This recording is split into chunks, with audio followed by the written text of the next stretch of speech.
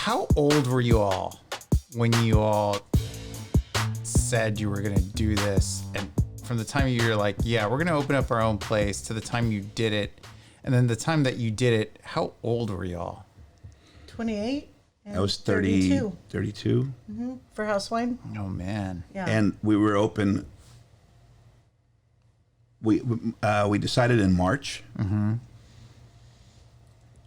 And we were open in October of the same year. You decided in March and opened in October of the same year. And then you gutted out the crazy carpet and knocked down the walls. Yeah. And full signed remodel, the lease. Built a kitchen because there is no kitchen. Jessica got started on it. I was still fulfilling my obligation in Austin, so she was living here with my folks, and started the construction. And as soon as my last day was done, packed up the house and moved on down. Came straight to work. Wow. Liquor license, finding a bank, getting a loan. The liquor license must have been crazy. Yeah. But well, you all started with beer and wine, which for people who don't know, beer and wine is a little bit less to kind of get in, right? But salt is a full, all the way, all alcohol. That's a little bit more expensive, but still, to get a liquor license, from what I understand, or not a liquor license, but beer and wine or whatever, right? Yes. I mean, that's a little bit of a task. It's an obstacle. It is, Yeah. and we It's not easy. super lucky. We were right that because my restaurant for Carrabba's was in Austin, and our the TABC offices were in Austin. My boss didn't live in Austin, and really found it cumbersome to come in just to sign renewals. So he made me the president of 13 different liquor licenses over the course of 5 years. And we never had, it's a well-established business. It's it's a fully funded business. Yeah. We never had delinquencies or late pays or anything like that. So I had 5 years of perfect, a perfect record Yeah.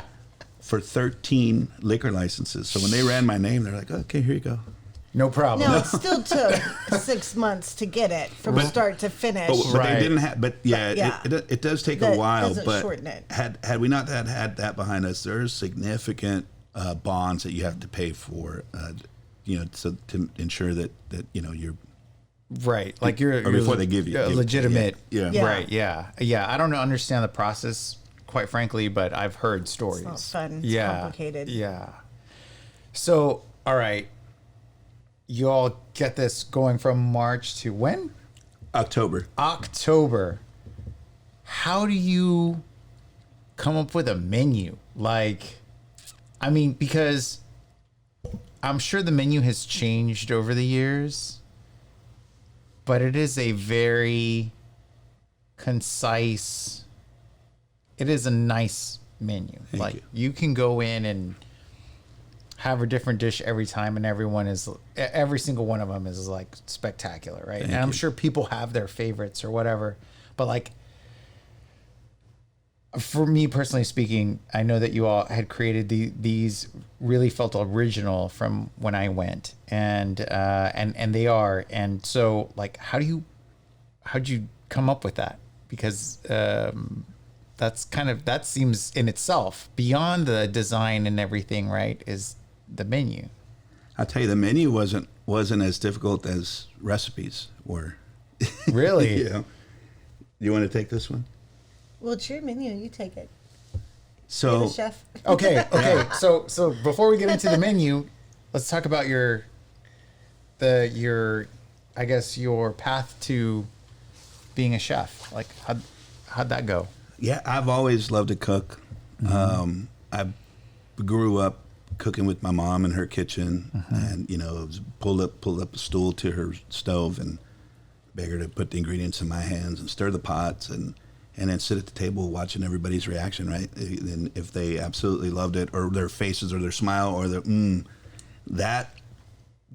I was proud of that. And half the time I didn't do anything but stir, but I still always loved being a part of her cooking and learning from her. And as I grew up, my sisters depended on me a lot of the times to like that mid-afternoon snack. Both my parents worked, so if somebody was cooking at the house and it wasn't my folks, it was me. And gosh, I remember as a kid taking whatever coins I could find just to go buy lasagna sheets, and then I'd bring them home and make lasagna out of whatever we had. You know, it didn't matter. It was always something different. Fruity Pebbles and not quite the Fruity Pebbles, but whatever meat we had, whatever cheese we had. I mean, I'd made American cheese and Earl Campbell sausage lasagna that'll knock your socks off. Awesome. But my first job was flipping burgers, and I was 16 years old, and I absolutely loved that. But you had that inventive mind, it sounds. I did. You know what? I used to make all sorts of craziness at it was Whataburger. Yeah. And we'd make sloppy joes. You get tired of eating burgers all the time, so we'd take a burger patty, add the barbecue sauce, and chop it up, and make a sloppy onions, and have a sloppy joe. And we take a chicken, the water chicken, fry it up, chop it up, add mayonnaise, and make a chicken salad. And it was just we do a lot of different things, experimenting there as well. But it wasn't until I spent a small stint in Indiana as a farm worker. Oh wow! And yeah, how did that come about? That's another podcast. Okay, completely. We'll save it for the next one. No, I've had my folks both did it growing up. Yep. And I don't know, I always felt like there was something that I needed to prove too, and I think that's why I said I got to meet my 17-year-old self. I was telling you that earlier. Yeah, I'd love to meet him and slap some slap sense him in around a little bit. Yeah. But that guy did take me to Indiana, and I recall having a vine ripened tomato right off the vine. We just rub on my shirt, add a little salt to it, and I was like, God, that's so good. Why is that so delicious? And it's just a tomato. It wasn't until later that I learned how when tomatoes are processed or picked for resale at a grocery store, a lot of times they're picked green and they're allowed to ripen in the box or on the shelf somewhere. They emit a gas that changes the color of the tomato and makes it look ripe, but in the inside it's not the same. It's not ripe. Right. And I think that was an aha moment for me. Like, man, food is cool. Yeah. And so simplistic, right? It was just so simple, but it was fresh. Yeah. So fast forward to Austin and, Carrabba's, that kitchen was a scratch kitchen. And so that's where I got my first taste of really cooking intricate recipes from scratch. And by the time that I felt like I wanted to go to culinary school, really my bosses and mentors talked me out of it. And really? Yeah, they said, "Hey, listen, you've learned a lot of this stuff here in our kitchen. You're gonna pay for," and they were right. It was $48,000 for the culinary school that I wanted to go to. I enrolled. I had a little bit of money put aside, and I was applying for grants and applying for financial aid, and then the opportunity landed to be a partner in the restaurant. So it's like, I want to be a restaurateur when I get out anyway. Right. So I could skip that step and do this. And that's what I did. And I spent the rest of the time learning different techniques and reading cookbooks and cooking as much as I possibly could. And then we moved here. The menu came fairly easy to me. It's a lot of Italian influence. I mean, heck, that's what we've been doing for the last 14 years prior to that, or 12, 13, however many years it was. It just needed to be unique. And so we literally just started cooking at home. And, Jessica was pressuring me, you need to write these recipes down, and I need a recipe for this or a recipe for that. I'm like, I don't know. I just need to cook it. Right. And we still have some old notebooks with like marinara splattered all over them because you were trying it out as you were going through it. She would literally just sit at the edge of the table and write down what I was doing and how much I was putting in. Wow. And just let me cook. And that's how a lot of our early recipes were created. recreated. Yeah. Wow. So, okay. So here's kind of the back end portion that people may not know. Oftentimes you hear most successful people fail more than they succeed. How many recipes did you have to go through? Because as refined as that menu is, how many different recipes and how many different tries did you have to go through before you said, okay, I think we're going to settle kind of like on this? If I may, You may. I think I think our failures have been in so many other spots, but like he just nails the recipe. The food has always been first. spot on. But like he doesn't have to do a sauce 42 times or 89 times or 462 times. It's literally the first one. Like our signature marinara sauce was the first recipe he did at our Really? house and like nailed it, and then we just made it in bulk. And then you just built We it have from plenty there. other failures, but like as far as food, he knows exactly how to make almost any cuisine because he knows the flavors that go together, Mm-hmm. and he knows what tastes good, and he can nail it. That's awesome. Whatever it is, and it's pretty amazing. Like, gosh, you know, we did a beautiful Indian wedding a year ago, Mm-hmm. and they wanted from start to finish beautiful traditional Indian food, sauces. And Larry's like, I got this. And she's like, are you an Indian chef? And he's like, no, ma'am. But I'm going to do this, and I'm going to make you so happy and so proud. And, you know, he has a super talent with that. He knows how to make it delicious. And he'll be cooking at home, and we're like, How did you do that? this? You've never even made this dish before, or this sauce, or whatever on any cuisine. And I'm like, you nailed it immediately. Does he ever say like, well, it was easy? Does he ever say like, well, yeah, it wasn't that hard. I just had to do this, or it just that, or so whatever. comes naturally to Yeah. him. It's not, I mean, it literally always looks effortless. I know. Mad respect. But Thanks. again, don't get me wrong. Like, we failed in so many other ways, but I would have to say, like, cooking and recipes is so easy for him. Now, how do we get a team to replicate that recipe exactly how chef taught them to, and how it reads on a recipe card, and keeping that consistency? Like, that's where the difficult part is, now that you have a team and your expectations of team as we grow to 3 restaurants. We can't be in all 3 places.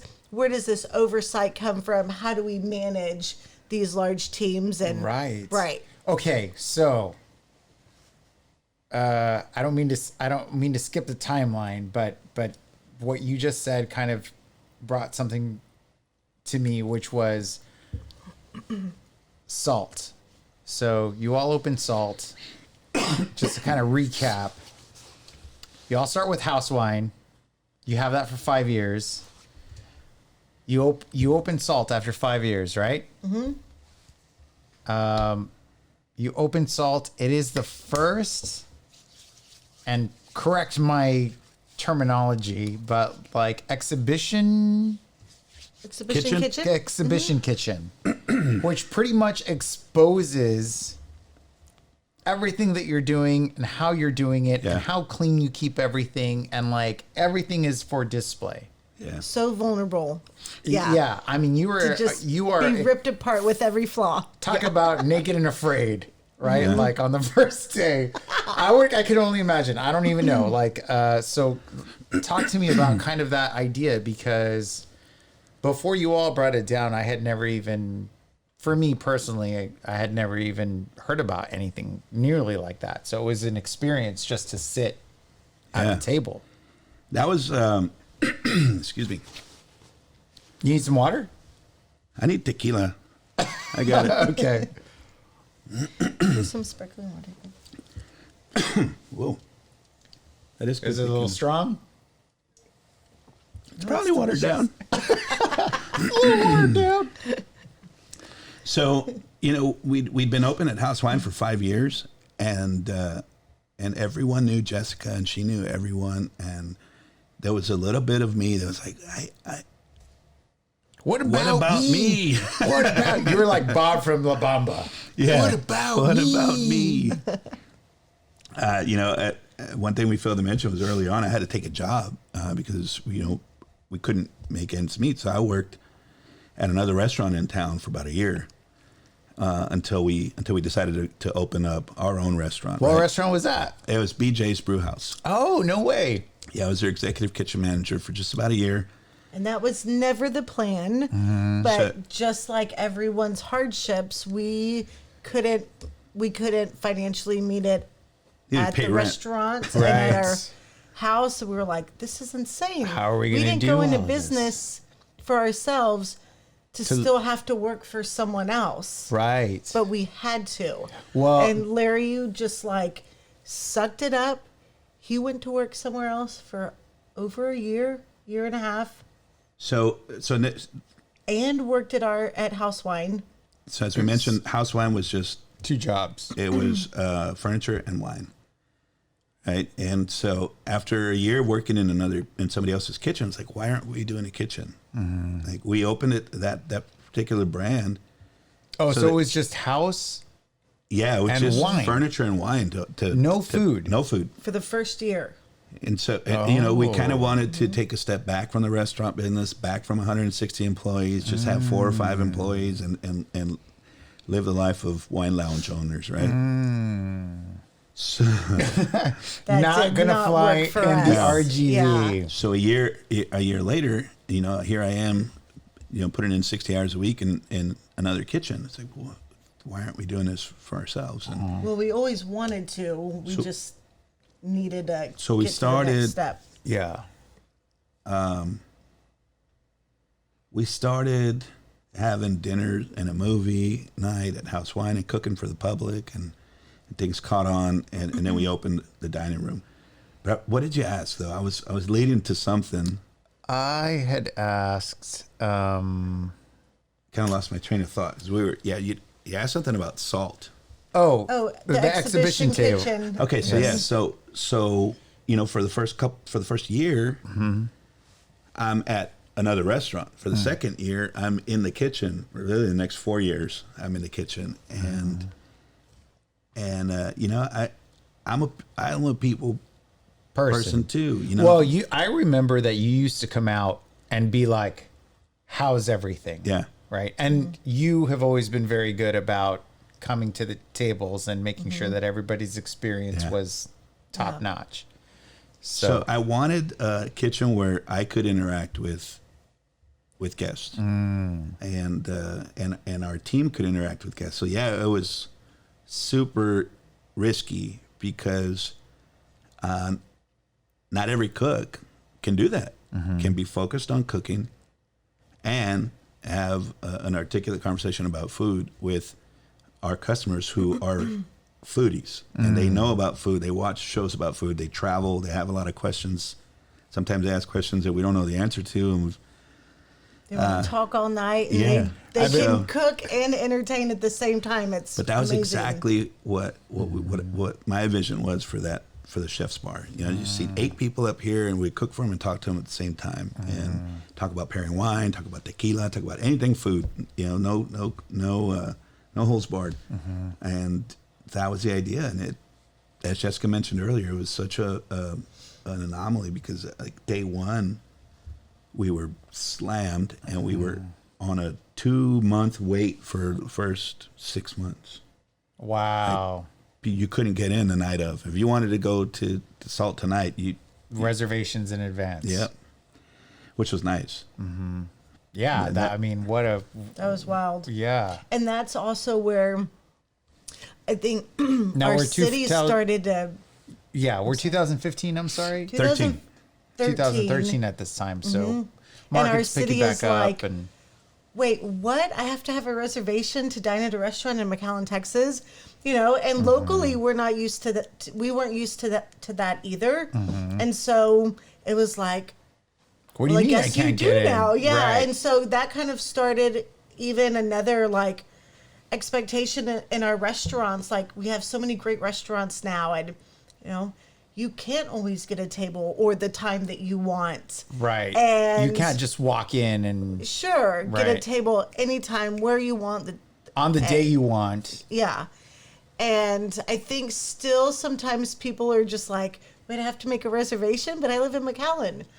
And then the beauty of it is like, yeah, but McAllen has great restaurants and great hotels and entertaining, and this is like a growing metroplex. And there's 1.5 million people in this area.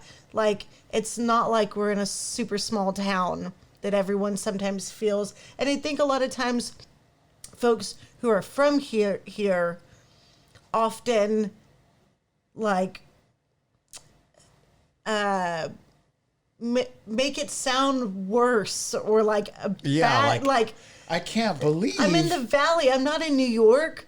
Well, no, we're not in New York, but you are in the valley and you have awesome restaurants and choices here. And then we're like, oh, we do. And like we kind of forget about like how much the valley has grown and progressed and the coolness of it. Right. How many awesome things we have to do. Exactly. That's funny she said that. Which is why we moved here. I have to share To with begin you. with, right? To bring begin that with. kind of culture But we- because Yeah. you see it in And Austin. it was already happening here. Right. We just didn't know about it. He didn't know about it. He's from the valley, but he didn't know like how awesome it was growing towards in the future of McAllen and the valley. What city? Edinburgh. Edinburgh. All right. And Bobcat. right after high school. Okay. No? Cougar? I was a cougar through and through. Yeah. Oh, okay. All right. But if my sisters are listening, go Bobcats. Nice. Yeah. So, Yeah, I Yeah. just want to piggyback on what she's saying. It's so true. I had a customer in Salt ask me with a straight face, why, like, who do you think you are almost, right? Why would you charge $45 for that piece of fish in McAllen? Like, this is McAllen. This isn't New York. This isn't San Francisco. And I said, you're absolutely right. It's not. But this is the same quality that restaurants in New York or San Francisco are purchasing from. This was swimming 2 days ago in Hawaiian waters. You know, and it's brought to you. right Yeah. All the in way. McAllen. It was FedEx. It was swimming yesterday. Arrived in McAllen 4 hours ago when the FedEx driver brought it to my restaurant. Like, There's a Right. shipping charge for that. yeah, and not There- thinking about like we're worthy. Why? Because we're not in Miami, Chicago. Do we not deserve awesome, great quality restaurants? Of Yeah. course we do. Right. And our community wants it. Right. And they Yeah, need I just it. saved, Need I for just it. saved Yeah. you There's a desire for a it. $250 plane ticket and a $300 hotel. Right. Yeah. So you're welcome. Yeah, that $45 plate is for you if you go over there. $3,000 bucks. It's about for- $750 for sure. So how do you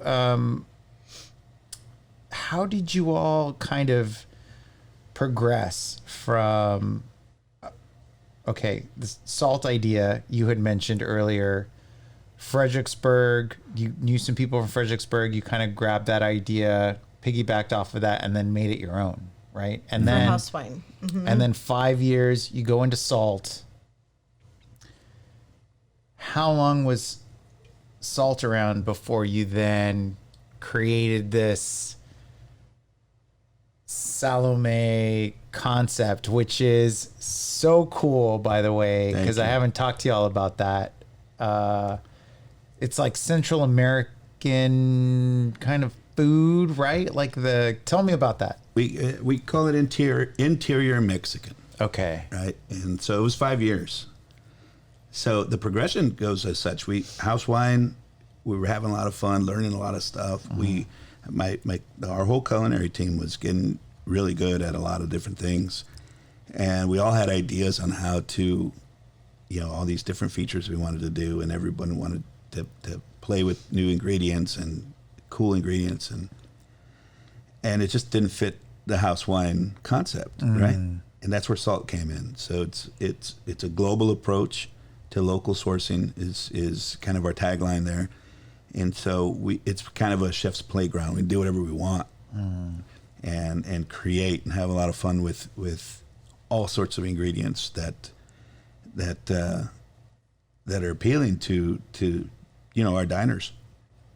Most of the things that started that menu were food items that Jessica and I had on our either traveling or in other places we lived that weren't readily available.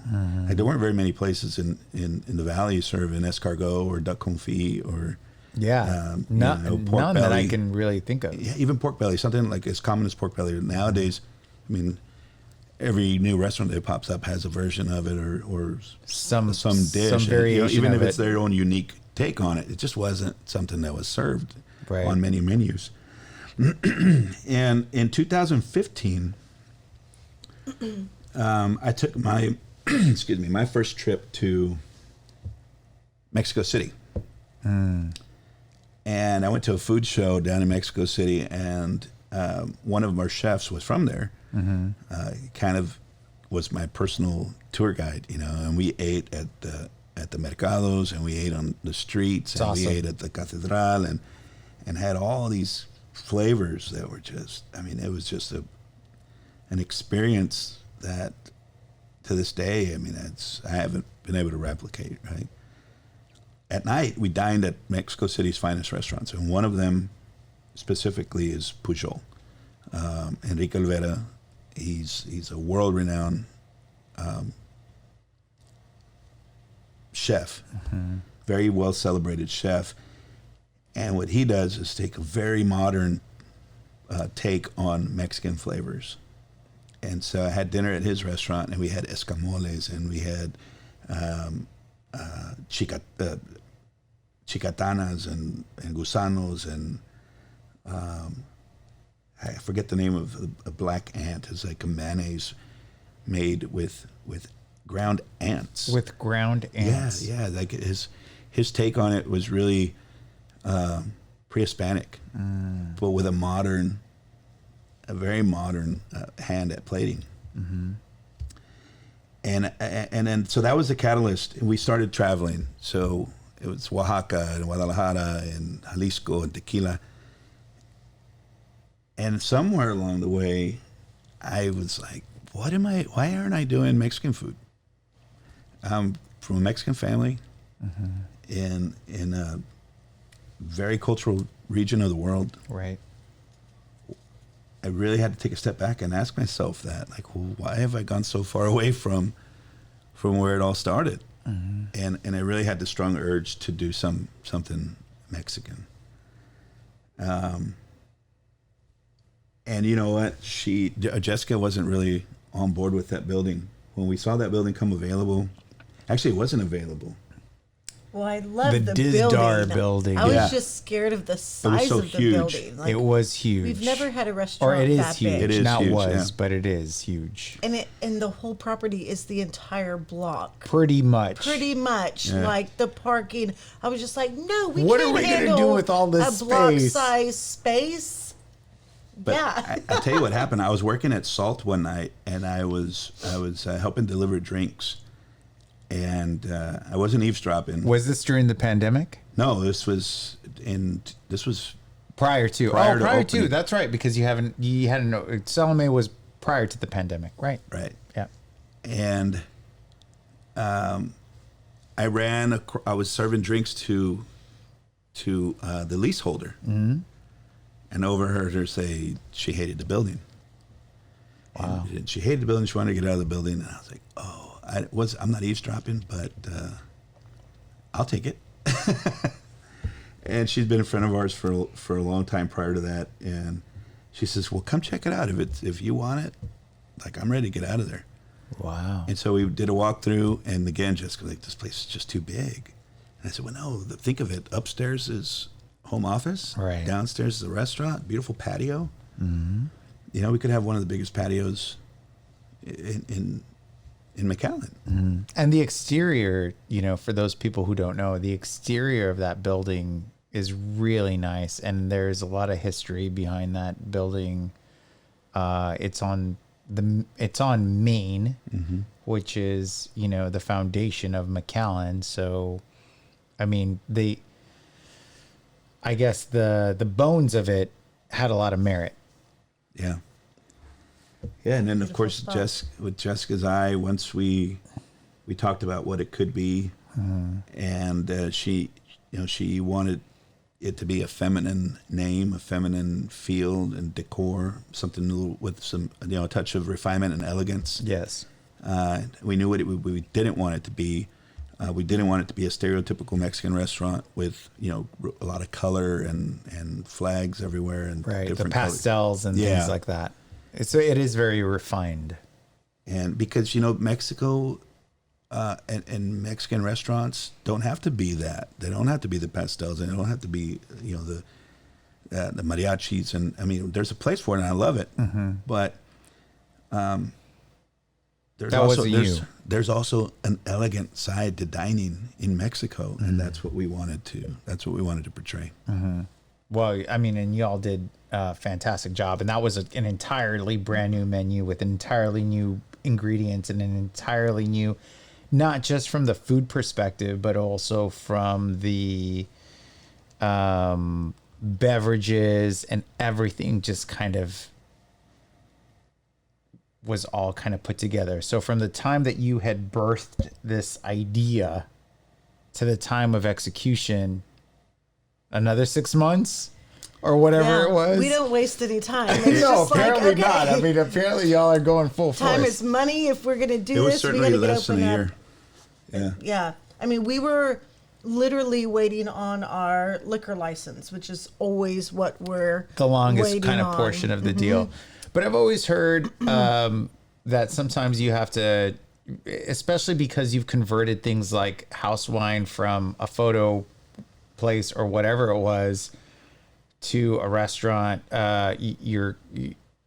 If I remember correctly, and I really don't remember what it was prior to it being like this leased office space, it was corporate offices for Dizdar Real Estate, I think is what I kind of remember. But you're converting it into a restaurant, which takes kitchen, stainless steel. Oh my God, what do they call it? The grease trap. Which Hood I always vents, the hear fire is like, systems. yeah, like all of these things. And Infamous flooring. grease trap. yes, Yeah. the infamous grease trap. I hear that all the time. The infamous grease trap. That is like one of the major hurdles. Yeah. It's- Plumbing, electrical. Now you have customers in and not just leasehold renters. Like customers care that it's not 70 degrees at all times. So you need more AC units and Oh, right. right. Yeah, Like exactly. if You I'm need to just upgrade if all I'm your renting electrical. a room, Yeah. I'll just have to sweat it out if I'm hot. But I'm paying customer like. They're going to be like, we this have is 5 AC units in that building, and I'm just like, wow. Yeah, 5 5. AC units. That's insane. which we've had to replace most of them. The others we just, maintain all the time. right. Yeah. Yeah, I mean, so beyond the food, and which we haven't even touched. Okay, so we've touched on the amazing food, which all 3 restaurants have their own personal character. They all have their own personal style. People go to one restaurant over the other because every experience is different. Yeah. And you go back to that $45 plate. What people don't realize is that you're not just paying for the food, but you're paying for the experience. You're paying for the experience that you have when you take somebody out or you're out with friends or whatever it is, right? So that experience portion, you talk about the back of the house, the front of the house, is just as important in most cases, in a lot of cases, more important than that. So like, how did you bring all of that to, make sure that all of your staff, all of your front staff is very exceptional in the way that they present the food and the way that they present the service? Like, how did you guys do that? Because you all are building all of that stuff from scratch, right? Yeah. I think that's always been, not that I think, that has always been such a key part of our restaurants. And that's what's the scariest part of growing also, is the more we grow, the less oversight, the more people we're managing, the more personalities. And so that's the scariest part for us always, is is adding to our team. Now, Larry will often say, and his perspective is beautiful because as a chef, a lot of chefs would say the food's the most important part. And he says, we all agree, like, food's awesome, and that's such a key part. Absolutely. But what's going to trump it every time is awesome, beautiful service or horrible, crappy service. Right. And I will go back if the food is not amazing. I'll go back if it's decent or I like it. Mm-hmm. But I won't go back if there's horrible service. And we truly believe that people have a tolerance for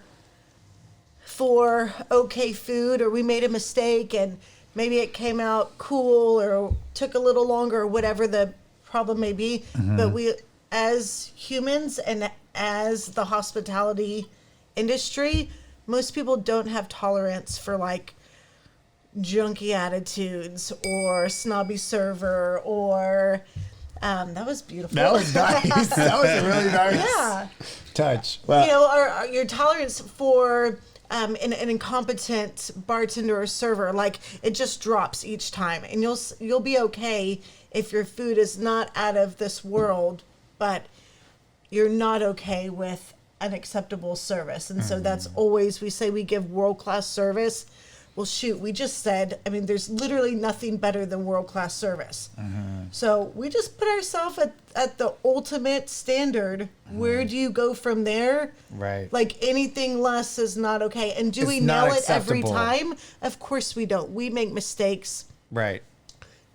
Often, right? Right. But what we do to teach and train and coach on how not to make it again, or to be competent and confident in our abilities and our execution of our craft and our trade, like, that's where that mentality has to be different. And you have to understand that before, you're not working in the restaurant industry, the food and beverage industry, you're in the people industry, you're in the hospitality industry.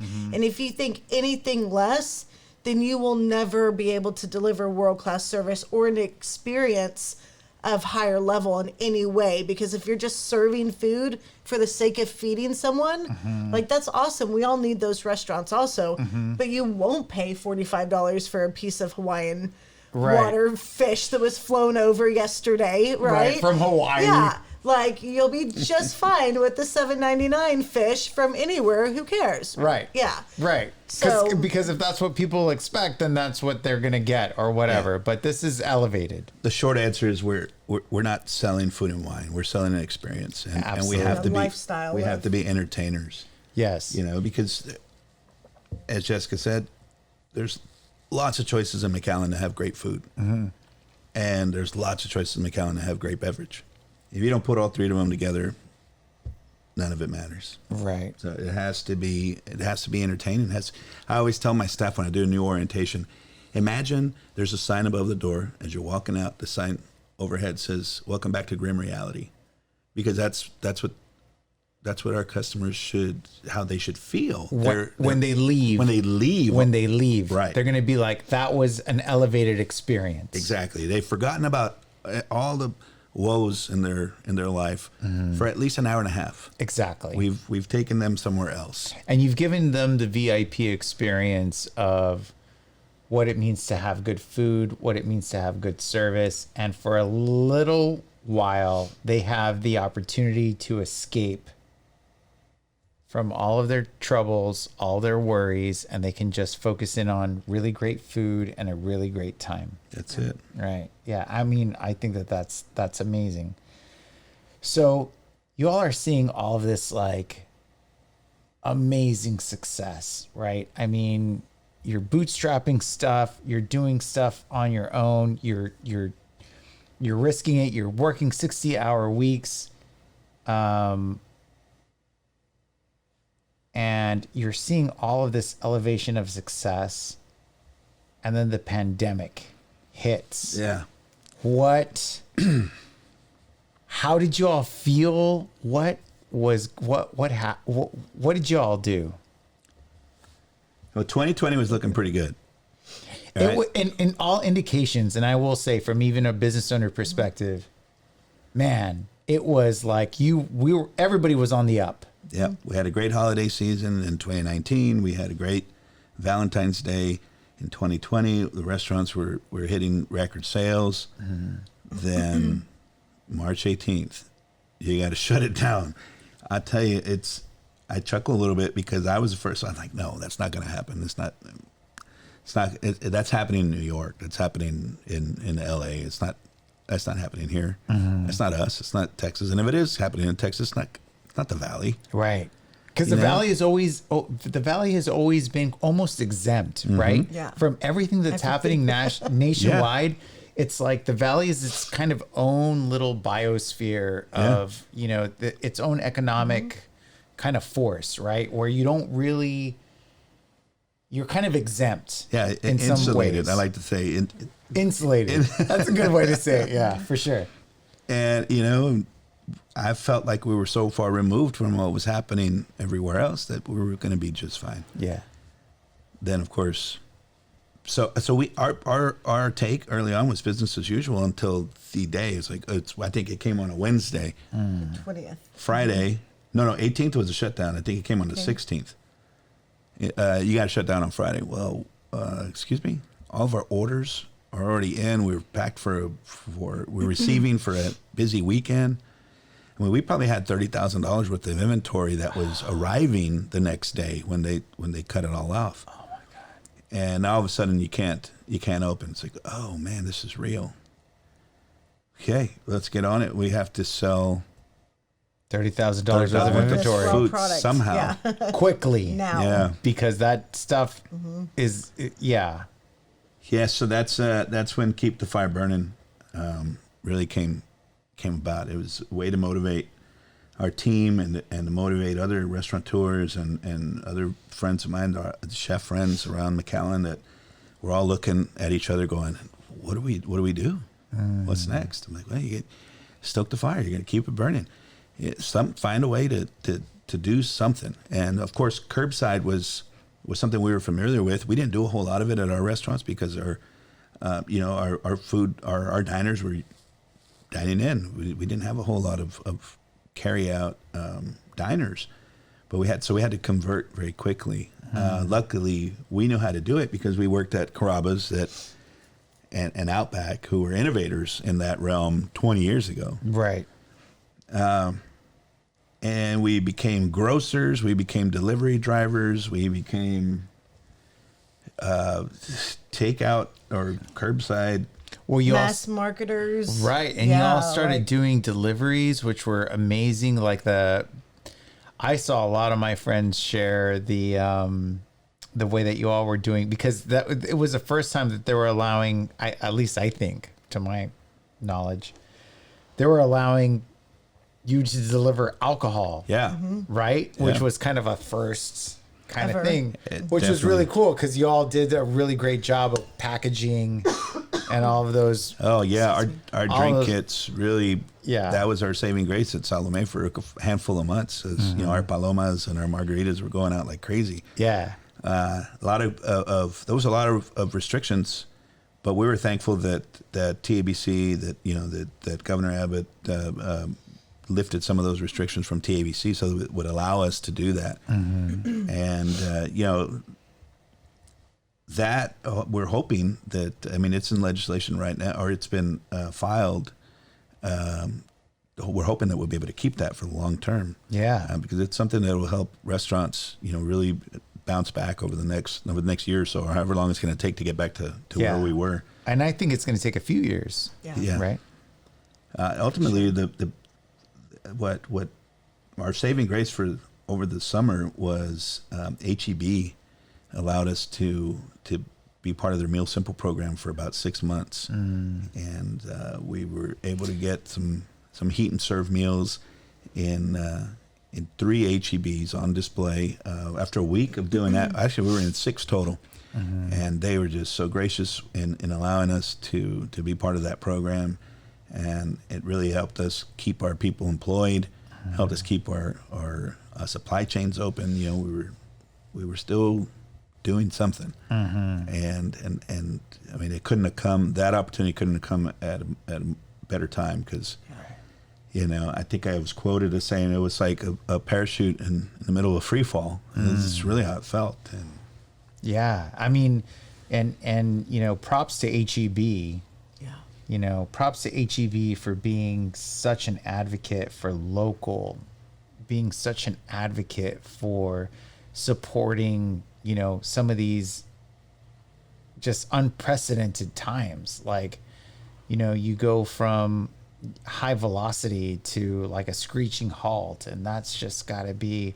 But the beautiful part about the story is, you know, the adversity that you all were able to overcome and the way that you all were able to pivot. And that's a really hard thing to do. I mean, especially when you've got things just completely going your way and you've got to make this, all of a sudden you got to just make this shift.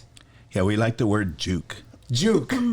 Yeah, when you pivot, you're stopped, and Right.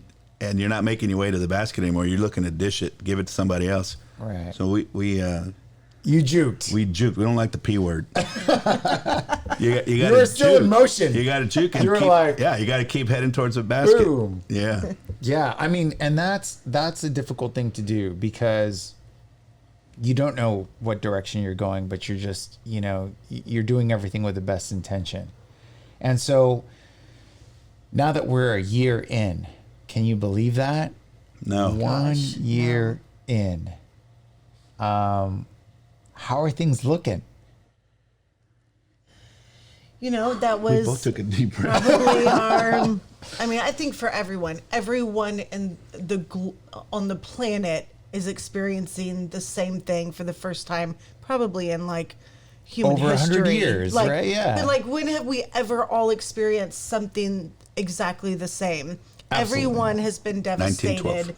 Everyone has lost jobs and business and income and family, and like, it's just unbelievable what this year has brought for all of us in so many Different ways. for sure. Yeah. You know, I think our biggest challenge, you know, not only just saving our business, because we would have figured out how to do it with a small group, and we did. Unfortunately, we had to lay off, you know, we went from 120 team members to 40 to keep it all running, the 3 restaurants, for those few months of full shutdown. And then we brought team back on. Yeah. But the hardest part was just really keeping the motivation going, keep the fire burning. The morale, the safety of our team. I mean, of course, them and everyone is terrified at the beginning and didn't know, can I work? How do I work? Do I keep my job? Do I have to resign? Like, what is best for my family? And we all were put in such a difficult Situation, yeah. to make really, really hard decisions. And just seeing the tenacity and the perseverance of those who made it through and could keep on trucking and pivot and juke and change and just hang in there with your fingernails, but for the sake of hanging on. And so there were some, you know, beautiful and mostly challenging times. Yeah, you say motivation. It reminds me of the first 2 weeks, right? Every day I was sending the team a motivational song Nice. in the morning. Do you remember this? Like every morning it was like, nobody gonna break my stride, right? Or Nobody gonna hold me down. Yeah. And we're Oh, trying no. to encourage our 15 managers who are trying to encourage their team, who's, you know, like, Who's like at the lowest depths. yeah. Yeah. So I'm sending these songs out, right? And every morning there's a different song, and I'm pumping myself up, and I'm pumping the team up, and then we get to the end of 2 weeks, and they're like, we're gonna have another month. It's like, whoa, now who's gonna motivate me? Yeah. Exactly, because it's super, super hard. Like when you're at the top, like who's the one that's Yeah. pushing you, Encouraging right? you. Who's Yeah. the one that's leading you when you're the leader? Yeah. And that is one of those things that I think as leaders, no matter what level you're at, whether you're a Jeff Bezos or you're a first-year startup, who is the one that is motivating you to continue to push on through that kind of adversity? It's already hard enough. So that's really a true test of character, I think. Yeah, realizing that we had, sprinted through 2 weeks and realizing this is going to be a marathon. That was something else. But I tell you, it was as hard as it was. It's a good year. We found out who we are, and we found out who our team is, and really just super proud of the resiliency and everyone. I mean, our industry for that matter. For sure. I mean, gosh, we were on the brink. Yeah. And here we are, trying to. I mean, we see some light at the end of the tunnel, and it's coming around. Yeah.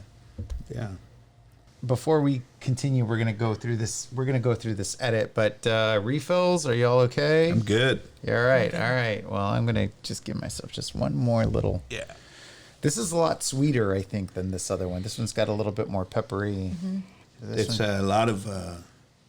This smells like a very specific dessert. How Jessica always uses that as a kind of like an indicator. See if you can point out the dessert. Oh, like a specific dessert. Mm-hmm. I mean, without ever really drinking it, my first thought is flan, but Yeah. is that what it is? Creme brulee. Oh Flan, yeah, creme brulee, it's got that vanilla. burnt sugar. Got vanilla. It smells a little bit of burnt sugar. Yeah, butterscotch. Mm-hmm. This is one of my favorites for sure. It's beautiful. Yeah. Oh, but so many, right? Like mezcals are so good too. Mm-hmm. And I really feel like mezcals have been very underrated for a very long time. I honestly used to hate mezcal until I realized how it was processed and like how it was done. Yeah. I mean, once you kind of understand that, that's still that's on my bucket list. I'm sure you all have been to tequila, right? Yeah. We're going to take you, Jerry. You come with us. Let's go. Oh my God. I would love to go with y'all. Cool. Yeah, we had three trips planned for 2020. 2020. Yeah. Yeah. And of course, you know how that went, but we're hoping to get back. We'd take a small group of 12 people. We stay in Guadalajara. We drive up to north to Tontonilco, to the highlands, or south to Jalisco, and visit distilleries and drink our way through that side of the country. And it's an experience for sure. Yeah, and you're right. As soon as you experience the process and understand the process and understand the plant and how long it takes to grow to maturity, and all the care that's given to growing it, and the care that's given to cooking it and fermenting the juice and the whole nine, it becomes a different experience. It's not just a shot anymore. Right. Yeah. My guess is, though, that you probably didn't fully enjoy mezcal because you drank the same mezcal that I did growing up, and that was Gusano Rojo. That's the one. That is the one. So, and it was it the one with the little worm on the bottom? Yeah.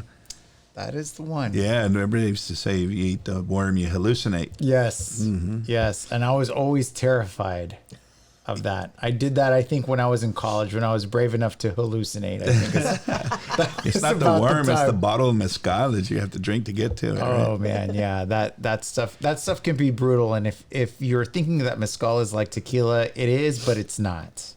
Mm-hmm. Very much not. But anyway, so, okay. Just a little recap here. So you guys are going through the pandemic. It's a little rough. You're seeing kind of things on the up and up. What are things like today? Like we're coming out of the pandemic. We are March. What are we today? March 6th, 9th. 9th. So you can't even, March-ish. We're March-ish 2021. What are things like now? You see things picking up now that the governor is about to kind of raise as effective tomorrow, right? 100%. We do. We have seen things picking up over the course of the last week. Actually, I've been surprised. I think I speak for both of us when you know, we in regards to the volume we're seeing at the restaurants, and I think it's just a comfort level. You know, more people are getting vaccinated, so they're more comfortable coming out. Right. And as more vaccines become available, I'm sure that it's just going to continue to get busier and busier, and we're hopeful for that. Yeah. I mean, I think for me, you know, the biggest thing for me kind of not doing anything or going out or going to restaurants or anything like that was really just because, you know, my dad, my grandmother, which I see very often, you know, I wasn't necessarily worried about me so much. I mean, I was, but not to the extent of the, you know, the older generation. And so, Sure.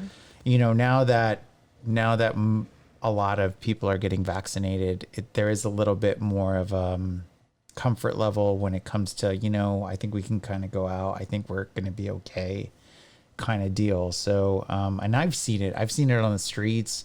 I've seen it in parking lots and stuff where you're just seeing a whole bunch of people kind of coming in. So like, what are you all, I guess, if you could look into a crystal ball, what's the anticipation of the future for you all? When do you think that you're going to be back to where you all were prior to?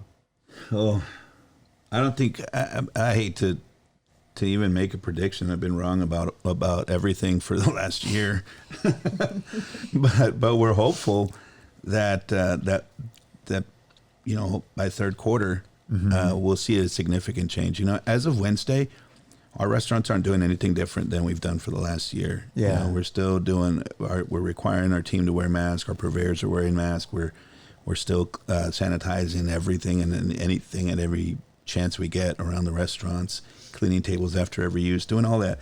We've actually just implemented a new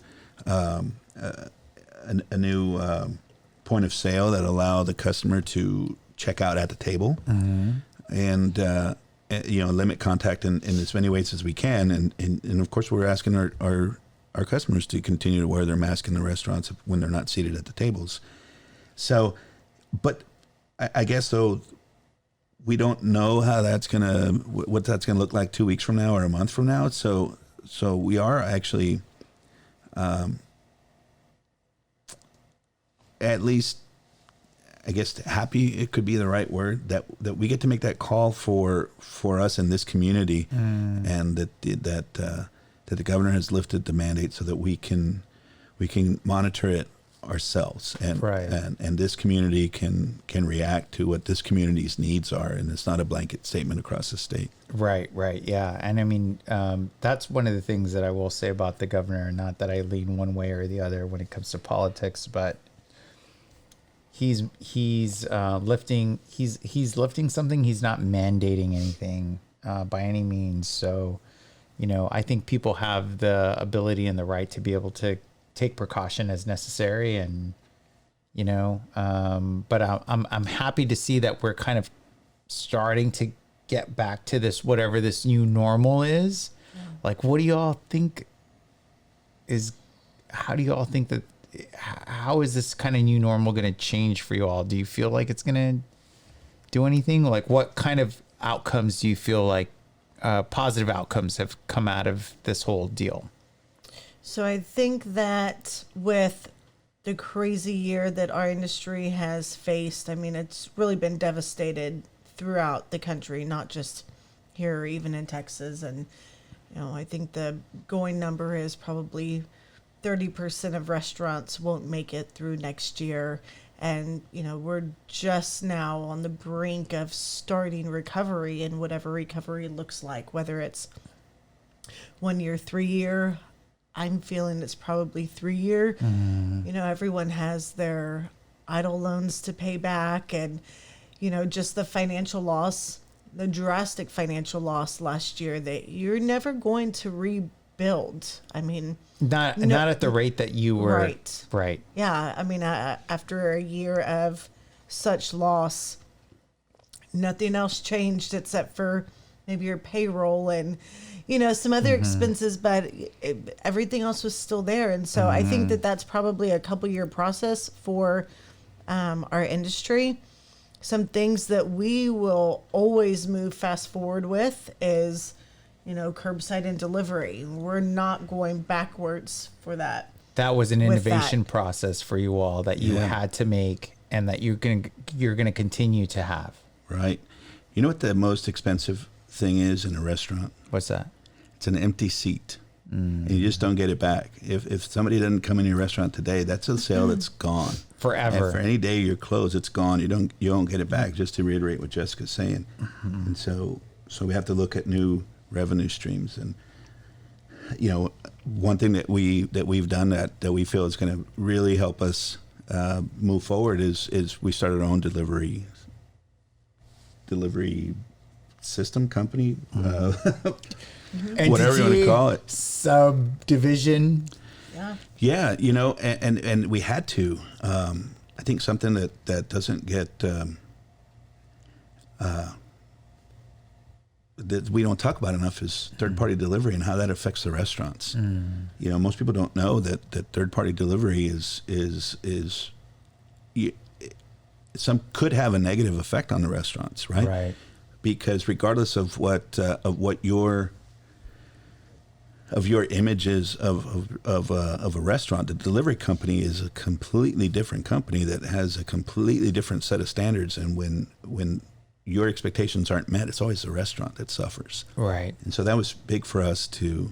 Because going back to giving that responsibility onto somebody else. Exactly. You're passing on that reputation and you're hoping that person delivers. Right. That's tough. That's a tough thing. It's tough.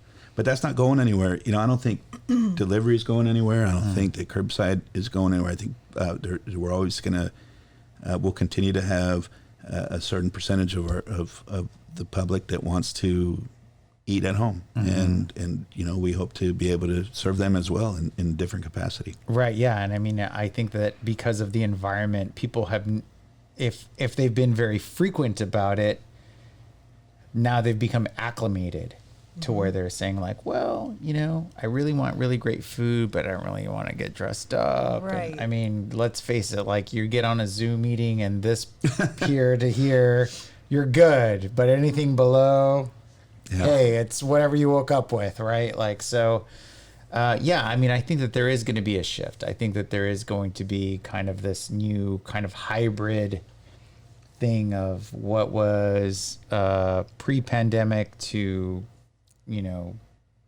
pandemic kind of deals, and who knows what that's going to do. But I think that there was a saying, and we were talking about it earlier, but everybody has a plan until they get punched in the face, and I think it was like Mike Tyson that said something like that. But I mean, when you're going through life and you're going through these things and you've got this plan and everything looks like it's going to hit, and then all of a sudden something comes that is like beyond your control and it just like slaps you in the face. Now you got to kind of, Tial's verbiage, juke. You got to juke through it. That's easier said than done, I think. Yeah. And you guys have done such an amazing job to be able to do that. I think that's awesome. So, all right. So kind of as we're kind of wrapping things up, at least I think we're wrapping things up. Y'all have been together for how long? 22 years. Yeah, I'm glad that you followed that one. Okay, so 22 years. I mean, being together as a couple is already really hard. But being together as a couple and then working together, man, that I would imagine, I can only imagine that's a different league all of its own. So how do y'all do it? Because you have twins. You have to separate family life from work life. Does it all intermingle, or what's that like? It does. It's work. I mean, you have to work at separating the two. Yeah. It's not easy. It's not easy. And we have been, there's times where we've been good at it, and there's times where we've been terrible at it. Yeah, at leaving work at work. But in the end, I don't recommend it.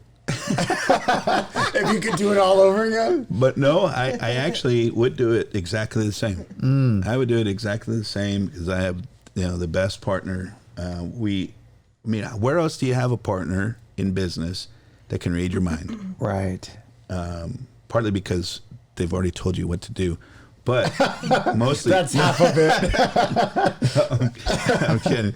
But we make a great team, and we always have. And but it is challenging. It's super challenging to shut it off and to get home. It's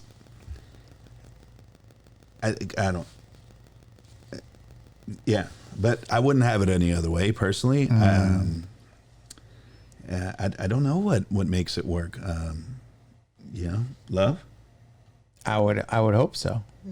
I would hope so. I mean, I think it's amazing that you all met at Carrabba's and that you all kind of came from the same school of training, the same school of thought. You came from a corporate environment where you all were able to both see eye to eye in terms of the business aspect of it.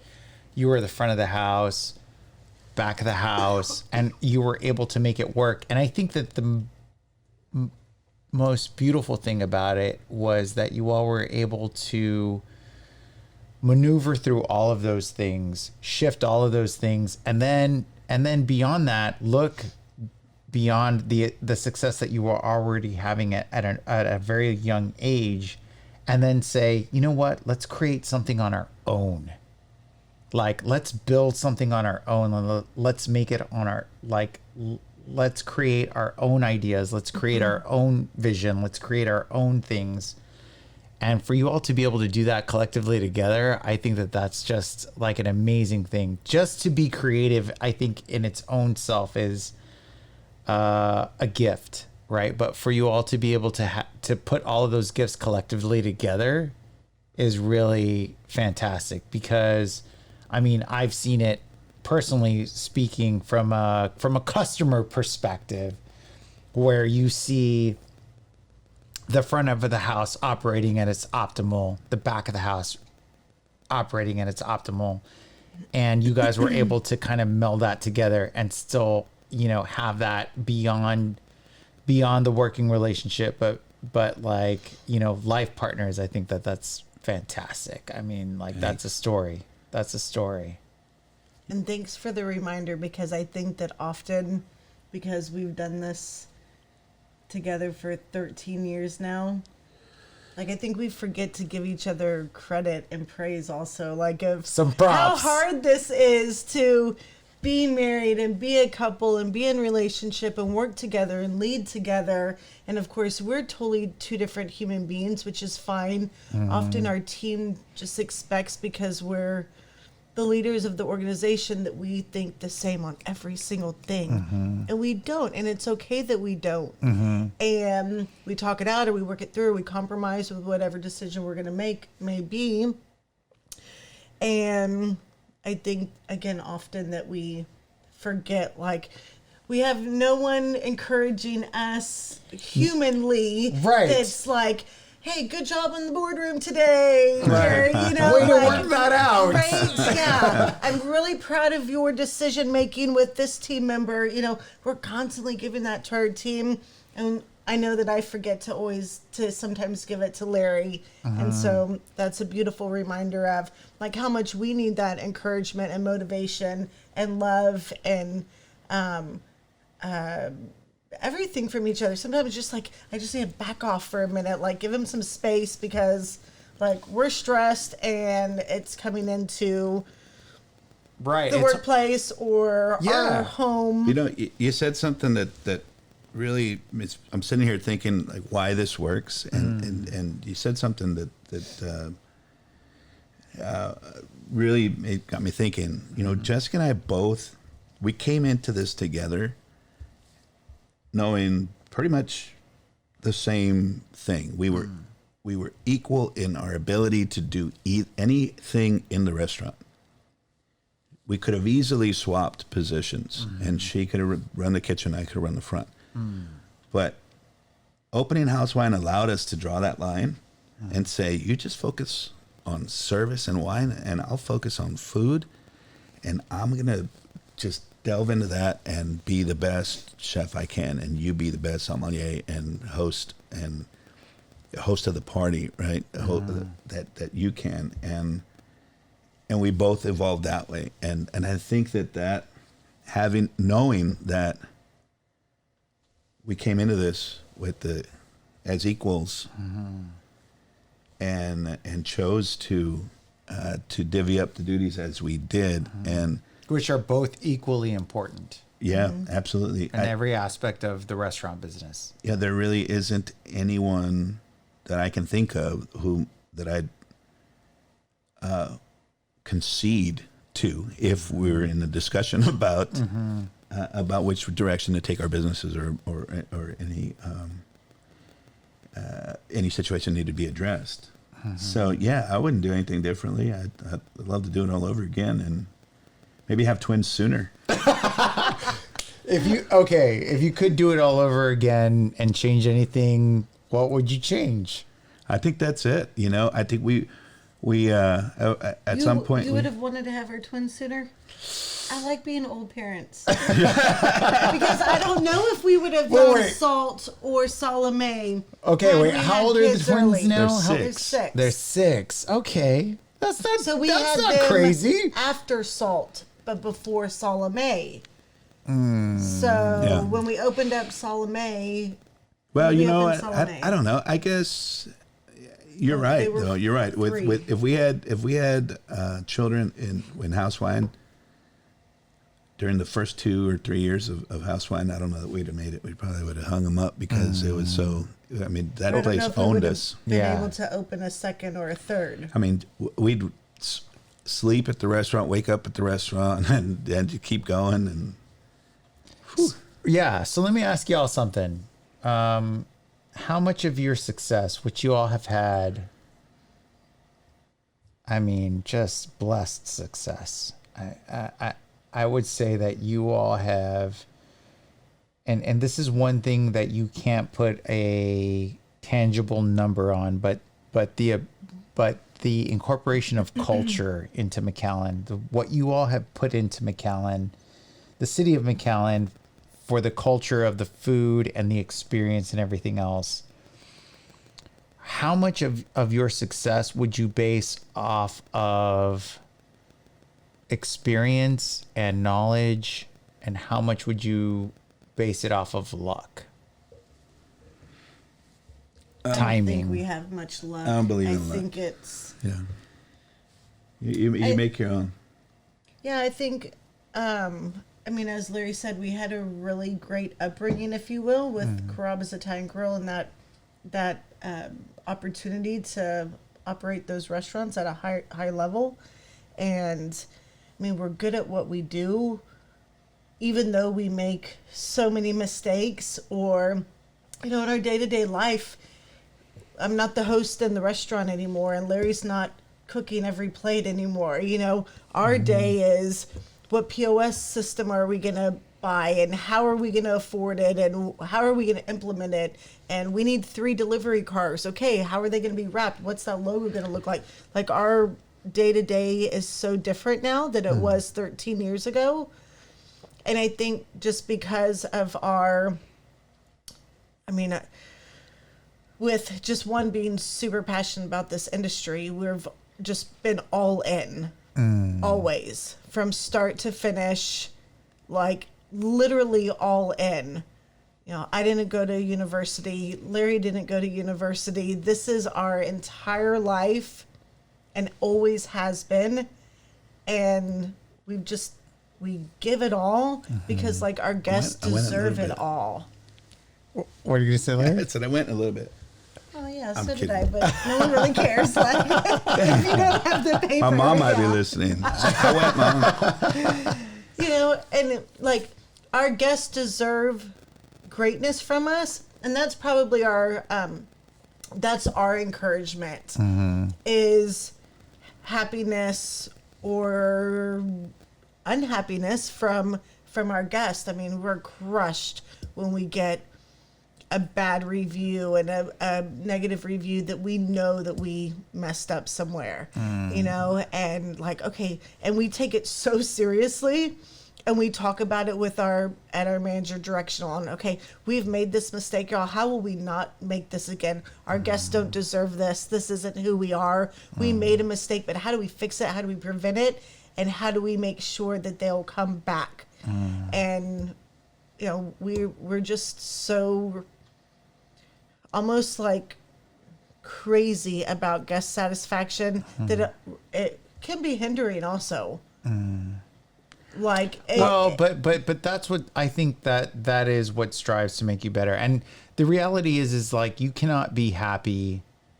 You will not be 100% happy by trying to make everybody happy at the same time. You have to, I think, and it's not to discount all of the efforts and everything that you're doing, but there's just going to be those people that are just not going to be happy no matter what. It could be that the food is not at the right temperature, or the food didn't come as fast as they had anticipated it to be, or blah, blah, blah. And that's what I think that's what she means when that will start to hinder us, because we want them to, and we're going to make them happy. Right. You know? Right. But I will say this, if there's anything lucky about our success, I will say personally that I'm lucky to have a partner in business and a wife that when shit hit the fan, there was no discussion between either of us. It's just roll up your sleeves and get it done and go to work. Yeah. And that has been the true story of our success. Was keep the fire burning. Figure it out. Keep the fire burning. Yeah. Exactly. Because you have to grind it out. Yeah. You have to grind it out. And no one's going to grind it out harder, bigger, or better than we are. Like, we have to set that precedence for our entire team.